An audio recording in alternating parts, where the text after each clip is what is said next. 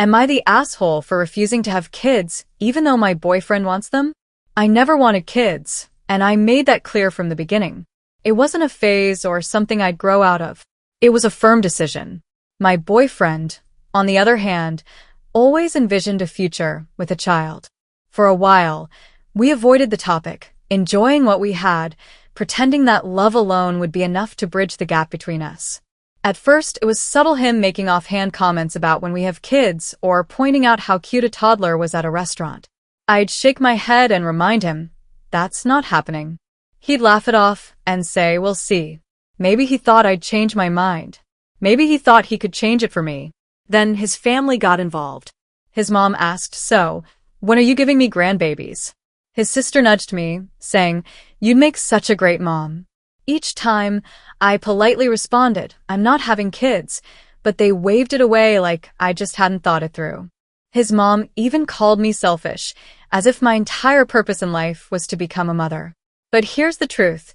Women who don't want kids aren't selfish, aren't less of a woman, and aren't immature. Not wanting kids is a choice, not a flaw. Some women just don't want them, and that shouldn't be held against them. Women aren't born just to get married and have babies. Their life, their choice. Not what society tells them they should want. Eventually, the jokes turned into real discussions, and those discussions turned into arguments. He told me I was being selfish, that I wasn't even considering his feelings. I can't just give up on something I've always wanted, he said one night. And I can't force myself into something I've never wanted, I shot back. It became the elephant in the room. Every time we had a good day, I could feel it lingering in the background, waiting to come up again. There was no middle ground, either we had a kid or we didn't. One day, he asked, if you really loved me, wouldn't you at least consider it? That was the moment I knew. He wasn't hearing me.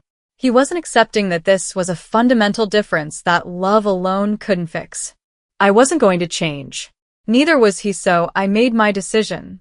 I loved him, but I loved myself enough to walk away. Staying together meant one of us would have to sacrifice something essential to who we were. And in the end, that wasn't fair to either of us. As I packed my bags, I looked at him and said, I hope you find someone who wants what you want. I just knew that someone wasn't me.